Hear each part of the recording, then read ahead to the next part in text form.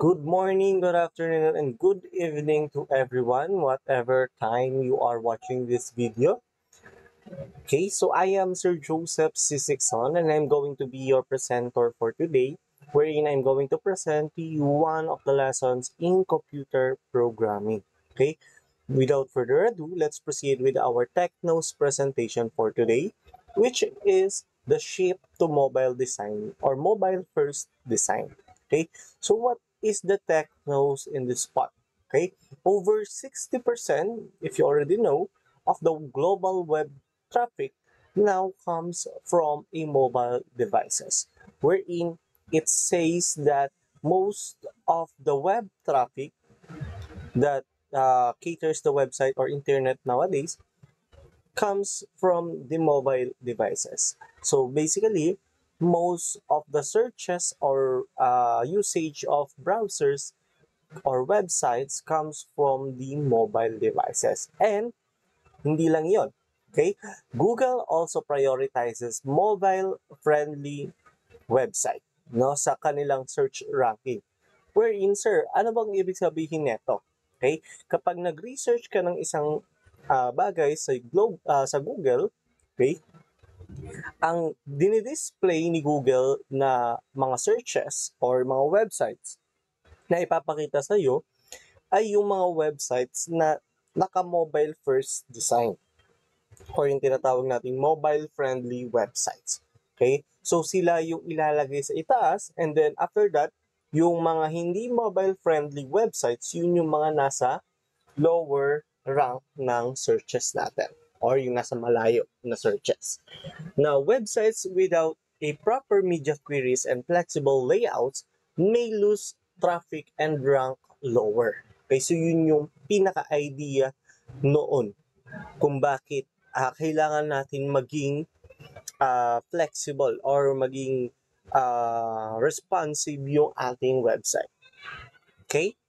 Now, for our topic for today, we are going to discuss mastering the Flexbox and responsive web design. Okay, so creating flexible and user-friendly layouts. Okay, for our learning targets for today is for you to understand the Flexbox model and how it enhances layout flexibility. No, also utilizes responsive design tools and techniques. Also apply media queries to adjust styles based on different screen sizes. Also implement tap-friendly elements for touch devices or yung mga touch screen natin. Okay? Now, I have here a question. Have you ever experienced browsing in a website that needs to be scrolled to the right side, sorry, for the typographical errors, right side to view the web contents? Nakikita nyo ba yung scroll bar sa ilalim? Have you ever experienced a website, no, naka-experience kayo ng website na dahil hindi siya responsive, ay kailangan mo pang scroll sa may right side yung magiging content nila. Okay? You can ask yourself about that. Okay? So, this is an example of a website that is not responsive or hindi siya flexible enough to respond in a different screen sizes, no? Ang tawag natin dito is overflow. Okay, yung mga elements, yung mga text, images, or videos, or any HTML element is now overflowing on the screen sizes. No? So, hindi siya nag-a-adjust, hindi siya nag-new line, no? And hindi siya nag-shrink or nag-grow depending on the screen sizes. No, yun yung overflow ng elements. Okay? This is where the Flexbox comes into place. No? So what is a Flexbox? Okay? A Flexbox is a CSS layout model designed for efficient alignment, distribution, and sizing of elements. Okay, this is also the best for one-dimensional layouts. For example, rows or columns. No? So, madalas makikita natin yung columns na yan in a mobile view. Kasi yung mga elements na nakikita natin sa mobile ay naka-columns yung mga article or sections, no? It also creates or help us create a dynamic, flexible, and responsive designs, no? So, let's have an example. I have here a flex property, no? So, meron tayong iba't ibang klase ng flex property. Okay? So, display defines an element as a flex container. Okay? So, kapag gumamit tayo ng flex box, you need first to identify or define that this element is the flex container. Okay? So, yung display, actually, marami siyang tawag dito, yung value na pwede natin gamitin. And flex is just one of those many values, no? So ano nga ba yung ginagawa ng flex? No, pag flex ang value na nilagay ninyo sa display, okay? It turns an element into a flex container so its children, yung mga anak na element na to or anak ng element na to can be arranged along with a flex line. Okay? Kung depende kung anong flex line yung gagamitin niyo. Okay? So, pagdating naman sa inline flex, it is similar to flex but the container behaves like an inline element while still applying the flex box rule. Now, if you can still remember our previous lesson before, wherein meron tayong display block, display inline, meron tayong inline block, and display none. Okay? Or hidden or visible. Okay, invisible. Now, for another example, we also have another property, which is what we call the flex direction. Okay, so na-identify na natin yung uh, display natin, no? Flex direction naman defines the main axis along which flex items are arranged. No, so ano ba yung direction niya? Okay? No, so yung default value natin is naka-row siya. Items are placed horizontally from left to right. Okay? Now, rows reverse is the reverse of the row, no? From left to right kanina, ngayon naman, the right to left na yung pag-display ng items. Okay? For the columns, items are placed vertically. Okay? So, pataas siya from top to bottom. Pag-reverse naman, from bottom to top. Okay? So, yung sequence ng element, kung sino yung mauuna sa left or kung sino yung mauuna sa right, it depends on who comes first in your code or in your element. So, for example, ang nasa unang code mo ay image, text, and then button. Okay? So, kapag gumamit ka ng row reverse na flex direction, ang image ay mapupunta sa pinaka-right side. Okay? Dahil naka-reverse siya. Yung unang element ay mapupunta sa right side. Okay? And then, after that, yung mga succeeding elements na papunta sa left side. Okay? If you have any other questions, you can ask me through PM or you can message or comment on our YouTube channel. Charis lang. Now, for the flex, another flex property is to justify content. Okay? It controls how flex items are aligned along the main axis. No? So, kung paano naman siya na i-align. No? So, another example nito na is similar dito is yung text alignment natin. Okay? So, pwede tayong mag-align sa right, sa left, or sa center. Okay? This controls how those items align, no, along the main axis. So flex start, items start from the left or top column. Flex end, items start from right or bottom column, no? Center naman, items are centered along the main axis. Okay? So hindi nito pinapalitan kung ano yung sequence ng inyong mga elements.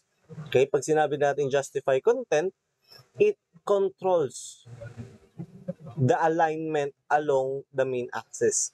Kumbaga, kahit row reverse yung ginamit nyo dyan, if you use a flex start, no, mauuna or mailalagay lahat ng items na yon sa may left side kung naka-row yung inyong pag naka-row yung inyong dito yung direction. Okay? So, kahit naka-row reverse yan, mag-iiba lang yung sequence, pero yung placing ng ating content ay nasa may left side. Okay? Kapag nakalagay naman is flex end, kahit naka-row yung inyong flex direction na dapat ay left to right, yung position ng inyong items or ng elements ay nasa right side. Okay? Kapag nasa column naman, nasa ilalim siya mapupunta. Okay? So, yun yung justify content. Okay? Another example of a justify content is to have spaces in betweens. Lines are evenly distributed with no space at the edges. Okay? Kapag space around naman, mayroon siyang equal spaces around them. Depende kung ano yung gagamitin ninyo. Okay? Lines stretch to fill the container. Ibig sabihin, lahat ng items or anak mong container na yon ay pupunuin or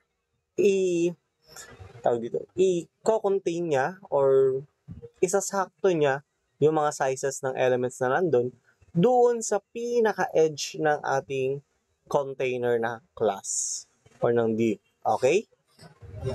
Now, there are also other properties of the flex property. Meron pa tayong ibang property na pwede natin gamitin. So, yun yung mga align items, mga flex wrap, align content, flex, order, and gap. Okay? Now, so I have here an example of a responsive layout with flexbox. Okay? So, as you can see, meron tayong flex na 70% para sa main. Okay? And that is how it changes depending on the screen sizes that we have. Okay? So, kapag medyo maliit yung width ng ating screen sizes, ayan, nag-i-shrink siya and nag-change siya into columns. Okay? Nagiging column siya.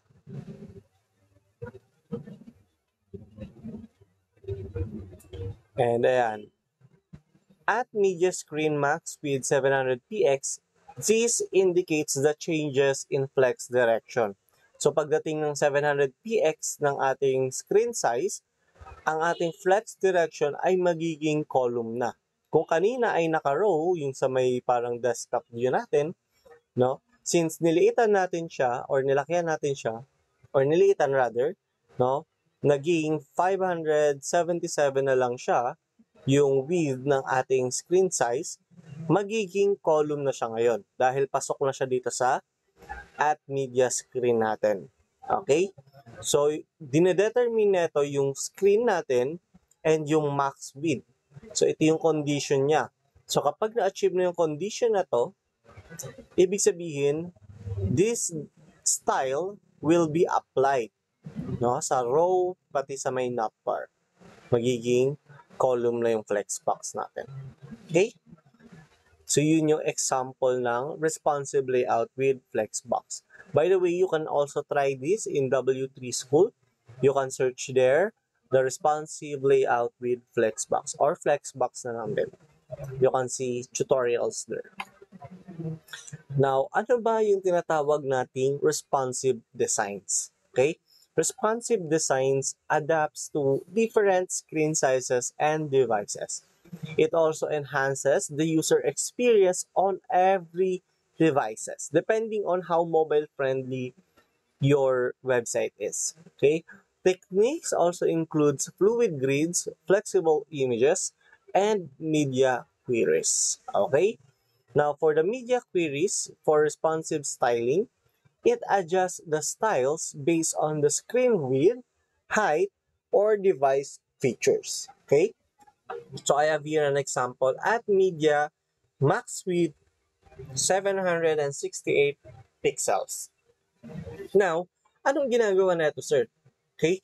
If the if the screen of our device is 768 pixels, the container will now change its uh, flex direction into column. So kung kanina ay naka-row siya dahil nga malapad naman yung ating screen kapag nasa desktop or laptop, since lumiit siya ng 768 pixels, it will change the direction of the container. Okay? Flex direction into column. Okay, so yan yung example ng responsive design. For the top targets and touchscreen optimization, it should be at least 48 by 48 pixels recommended by Google. Okay, so sir, ano ba yung top targets and touchscreen optimization? This is to ensure buttons and links that are all easily clickable without zooming in. Okay? Especially kapag may mga malalaking daliri yung ating mga client or yung mga users natin, no? Also, with a touchscreen optimization, you should also use hover effects carefully. No? Bakit carefully? Not all devices support the hover. No? So kung sakali mang maglalagay ka ng hover and some devices are not supporting this might cause an error on their device, no? Magkaka-bugs or magkakaroon ng error doon sa website niya. Okay? Now, let's have our final thoughts. Flexbox simplifies the layout design. No? So, yun yung pinaka general thought natin para sa Flexbox. Responsive designs improves the user experience. And media queries help our HTML or website adapt styles across different devices. And also, last but not the least, top targets ensures accessibility on touchscreens. Okay? So before I forget, sir, bakit pala 48 by 48 yung pixels na recommended ni Google? Okay? So ito yung size na pinaka-tip natin ng average human finger size. Okay? Kapag nag-tap ka doon, 48 pixels yung pinaka-recommended ni Google. Okay? So, hindi mo naman kailangan na ganito yung lahat ng sizes ng inyong text, ng images, or what. This is only for clickable buttons or yung mga link, no? Kapag may mga link kayo na gagamitin sa inyong website, you can at least use 48 pixels on its font size. Okay? And pagdating naman sa mga button, yung pinakamaliit lang na pwede ninyong gawin na button ay 48 by 48 pixels. Otherwise, smaller than that, the user needs to zoom in the website para lang maklik nila yung button na ginawa ninyo. Okay? Now, regarding your PETA, okay, your task is simple. Create a simple Flexbox web page with a navigation bar, responsive main content area, a sidebar that adjusts with screen sizes, a mobile-friendly footer, a single responsive website. Overall, okay, single responsive website. Now, teacher, ano po yung ilalagay namin sa PETA or sa mini PETA namin? Ang ilalagay niyo sa mini PETA ninyo ay any article in the internet. It might also have an images depending on what you want to add, but I need only one website. Okay? One page with a responsive design. Okay? So, ang i-measure lang natin dito mostly ay yung design natin. Okay? So, these are the rubrics: layout and responsiveness, code structure and organization, design and usability, functionality, and accuracy. As you can see, wala tayong criteria for the content. But make sure, since this is an academic project or task, no, make sure na appropriate yung mga content and article na gagamitin ninyo. Okay? Baka may mga ilagay kayo dyan, mga illegal drugs, no? So, wag nyo nang ilagay yon. Yung mga article lang na makikita natin madalas sa internet. Okay? Okay lang na i-copy and paste nyo yung mga article na yon. This is just to test and apply our knowledge in the Flexbox or making a responsive website. Okay? Now, for the submission link, supposedly February 26, but since it has been delayed, I will adjust this into March 7. Okay, you have until March 7 to submit your code. Ang gagawin nyo lang is kakopy ninyo and ipe-paste ninyo yung code ninyo dito sa ating Google Forms. Okay? So, if you don't have any other questions, that would be all for today. Thank you very much and goodbye.